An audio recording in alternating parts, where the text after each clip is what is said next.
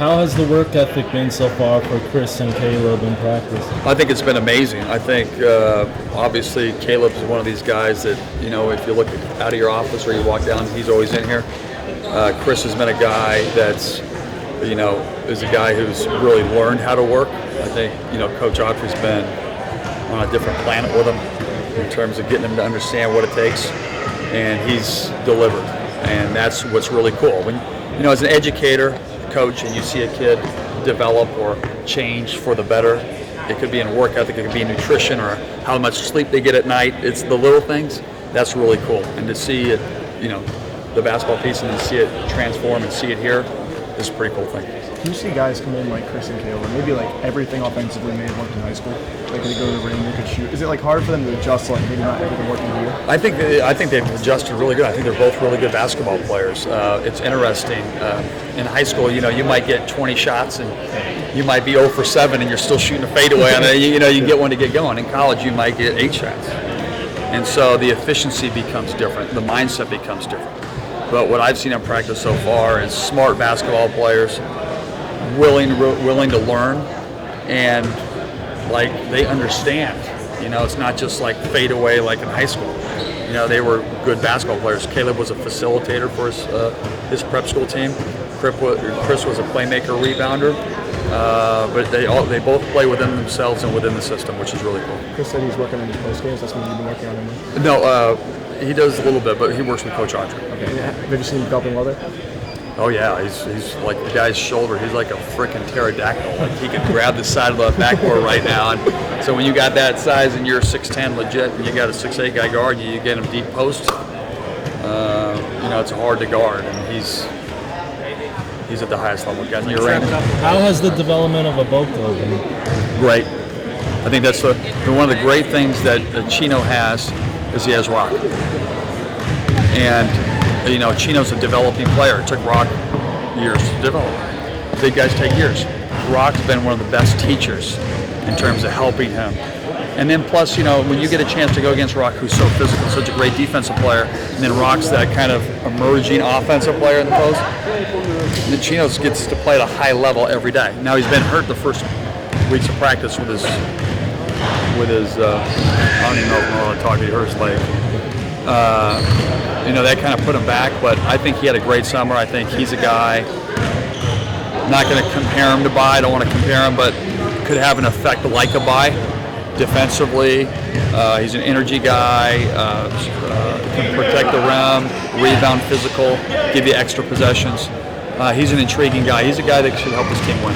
What's it like being Boeheim's understudy? I mean, listen, if you got a chance to not have the pressures of being a head coach, and you get a chance to learn from Mr. Miyagi every day, it's pretty darn cool. And the Olympic experience for me, the World Championships, being able to be around the best to ever do it. It's for you guys. Imagine going and working with Bob Costas every day, or Mike Tirico. Like, hey, Mike, how you doing? Good. Oh, we're going to write a story today, and let's go do. Like that's what I'm doing. I'm with Jim Boeheim. I mean, the guy is a legend, and he's done it every year. Anything you get to see that would maybe surprise us?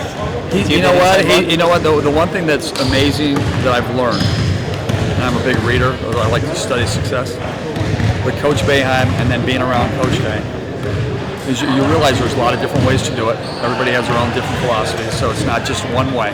You have to figure out what your way is going to be. But they can take complicated things and they can simplify it to make it real easy. And a lot of people try to outthink themselves. I learned I was one of those guys who oh, we should run this and we should run this, and you come off here, and then really it's not what you know, it's what the players know, and understand the levels of what they can teach. And sometimes it's easy. Anybody can make things complicated. It's hard for people to take complicated things, make it simple, and then deliver that message for them to understand it. And my boss is the master. He's the master. And I've never seen a guy with as good a feel in a game. Like they almost see like the black. You guys play blackjack? You ever play blackjack? You ever play blackjack in Vegas? Yeah. You ever play blackjack? You know how the guys just turn over and it's like the 7 deck, and it's like, should I hit or stay? Now the book says this, but you might hit. Like they just know. Like the way the cards are coming out, they see it 1,000 times. My boss, almost like he sees the game 5 minutes ahead of time. Like he's already TiVo'd it, and he gets to watch it ahead and sees how the game is going, like adjustments and players and feel. And that's something that the only way you can get is through experience. But in terms of putting a practice plan together, putting these guys together, getting them to play together, buying together, those are the things that I get to study and look at every day. And it's been one of the most amazing things and experience that I've ever had in my career. As far as Rock being a leader, what have you noticed about his leading style, kind of? He's not vocal, but he's very well respected. And I think people are afraid to be leaders. Some guys it's natural, they're like, come on, man.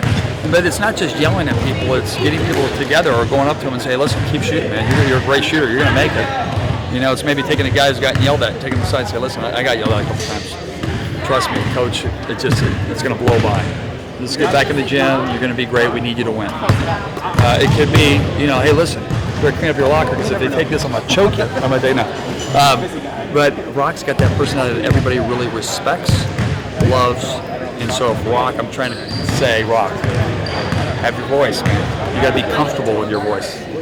You got to be comfortable saying that. But if it's what you believe, you got to say it.